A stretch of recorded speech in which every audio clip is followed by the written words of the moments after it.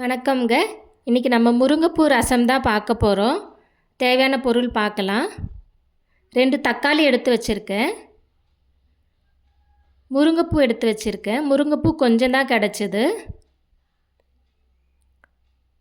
1 inch இஞ்சி எடுத்து வச்சுருக்கேன். ஒரு 20 பல் பூண்டு, கொத்தமல்லி, கருவேப்பிலை எடுத்து வச்சுருக்கேன். இப்போ மிக்ஸி ஜாரில் 2 ஸ்பூன் மிளகு சேர்த்துக்கலாம். அதே அளவு சீரகம் சேர்த்துக்கலாங்க. 2 ஸ்பூன் சீரகம் சேர்த்துக்கலாம்.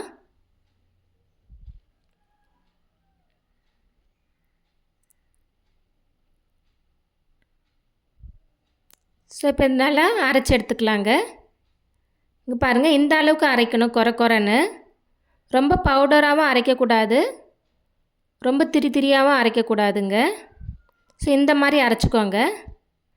இப்போ அதே மிக்சியில் நம்ம இஞ்சி சேர்த்துக்கலாம், பூண்டு சேர்த்துக்கலாங்க, பச்சை மிளகாய் 1 சேர்த்துக்கலாம். ஸோ நான் இது சின்னதாக போடுறேன், நீங்கள் சேர்க்கும் போது 1 போல் சேர்த்துக்கோங்க, ஏன்னா காரமாக இருக்கும். ஸோ இதுவுமே பேஸ்ட்டாக அரைக்காதுங்க, இந்த மாதிரி குறைன்னு அரைச்சி எடுத்துக்கோங்க. ஸோ அதே மிக்ஸி ஜாரில் 2 பழம் கட் பண்ணி எடுத்திருக்கேன். இப்போ தக்காளி கூட கருவேப்பிலை, கொத்தமல்லி கொஞ்சம் சேர்த்து அரைச்சிக்கலாங்க. ஸோ இதுவுமே பேஸ்ட்டாக அரைக்காதீங்க. இங்கே பாருங்கள், தக்காளி முழுசாக இருக்குது, இலை மட்டும்தான் அரைஞ்சி வந்திருக்கு. ஸோ இந்த மாதிரி அரைச்சிக்கோங்க. தக்காளி எல்லாம் முழுசாக இருக்க மாதிரி பார்த்துக்கோங்க. உங்களுக்கு கையிலேயே மசிக்க முடிஞ்சதுன்னா நீங்கள் கையிலேயே கூட மசிச்சுக்கலாங்க. ஸோ இப்போ நான் ஒரு கிண்ணத்தில் கொஞ்சமாக தண்ணி வச்சுருக்கேன்.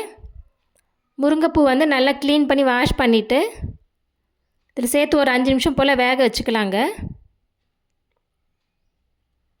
இங்கே பாருங்கள், நல்லா கொதி வந்துடுச்சு. நல்லா வெந்தால் மட்டும்தாங்க இந்த கலர் வரும். நான் மஞ்சத்தூள் எல்லாம் சேர்க்கலை. இங்கே பாருங்கள், எல்லோ கலராக இருக்கு இல்லையா தண்ணி. ஸோ முருங்கைப்பூ நல்லா வெந்திருக்குன்னு அர்த்தங்க. வெந்தால் மட்டும்தான் இந்த கலரில் வரும். ஓகே, இப்போ நம்ம ரசம் தாளிக்கிறதுக்கு ஒரு பாத்திரம் வச்சுக்கலாம். 2 ஸ்பூன் எண்ணெய் விட்டுருக்கேங்க. எண்ணெய் நல்லா சூடாகட்டும். எண்ணெய் நல்லா சூடான பிறகு நான் கடுகு சேர்த்துக்கிறேன். ஒரு 1/2 ஸ்பூன் போல் கடுகு சேர்த்துக்கலாம். கடுகு நல்லா பொரிஞ்ச பிறகு ஒரு வரமிளகாய் தான் நான் சேர்க்க போகிறேன். ஏன்னா மிளகெல்லாம் நான் நிறைய வச்சுருக்கிறதுனால காரமாக இருக்கும். உங்கள் காரத்துக்கு ஏற்ற மாதிரி நீங்கள் வரமிளகாய் சேர்த்துக்கோங்க.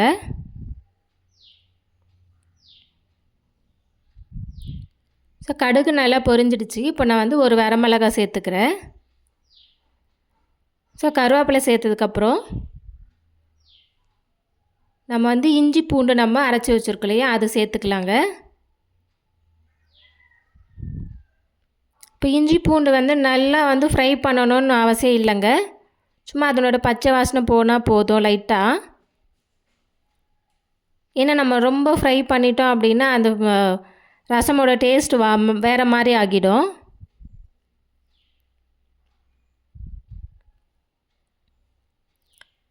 ஸோ இப்போ நம்ம அரைச்சி வச்சுருக்கிற தக்காளிக்கு சேர்த்துக்கலாங்க.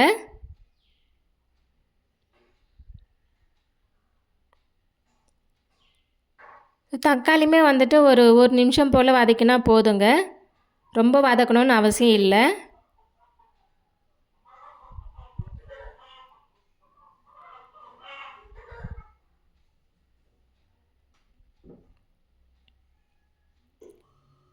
ஸோ தக்காளி பாருங்கள், இந்த அளவுக்கு வதங்கினா போதும். ஸோ இப்போ நம்ம மிளகு சீரகம் அரைச்சி வச்சுருக்கோம் இல்லையா, அது சேர்த்துக்கலாங்க.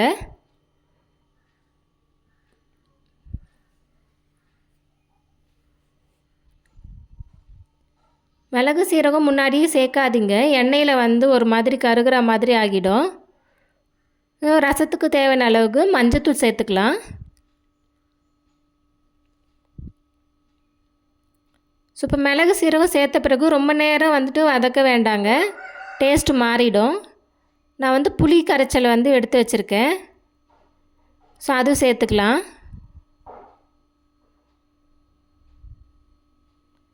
ஸோ ரசத்துக்கு தேவையான அளவுக்கு கல்லுப்பு சேர்த்துக்கோங்க.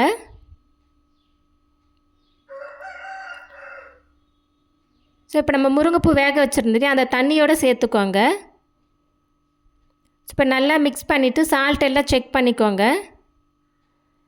நான் இன்னும் கொஞ்சம் தண்ணி சேர்த்துக்கிறேங்க ரசத்துக்கு.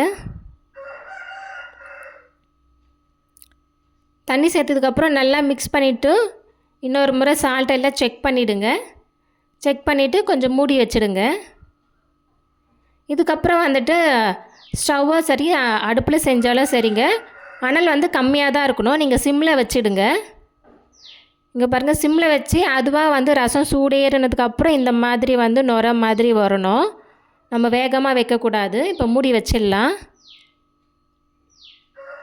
இங்கே பாருங்கள், ஒரு 1 நிமிஷம் 2 நிமிஷம் கழித்து இந்த மாதிரி வரும். ஸோ இந்த ஸ்டேஜில் வந்து நம்ம வந்து பெருங்காயம் சேர்த்துக்கலாம். நான் எண்ணெயில் பெருங்காயம் சேர்க்கல.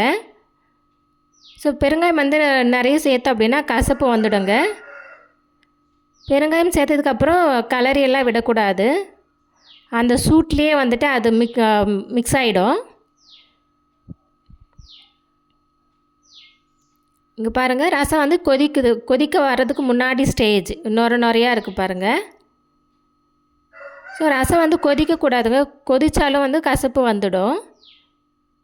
இந்த கொதிக்கிறதுக்கு முன்னாடி ஒரு ஸ்டேஜ் இருக்கும் இல்லையா, அந்த நுரை வரும் இல்லையா, அந்த டைமில் வந்துட்டு நம்ம அந்த நுரை வர இடத்துல கொஞ்சம் தண்ணி தெளித்து ஸ்டவ் ஆஃப் பண்ணிக்கலாங்க. இங்கே பாருங்கள், இப்போ உங்களுக்கு நல்லா பார்த்தா தெரியும். ஏன்னா அந்த பபிள்ஸ் எல்லாம் வருது பாருங்கள், கொதிக்கிறதுக்கு ஒரு முன்னாடி ஸ்டேஜ். ஸோ இப்போ நம்ம தண்ணி தெளித்து ஸ்டவ் வந்து ஆஃப் பண்ணிடலாம். இப்போ கடைசியாக வந்து கொத்தமல்லி சேர்த்துட்டு நல்லா அந்த ரசம் சூட்லேயே வந்துட்டு நல்லா கலந்து விட்டுட்டோம் அப்படின்னா ரசம் வந்து ரொம்ப சூப்பராக ரெடி ஆகிடுங்க.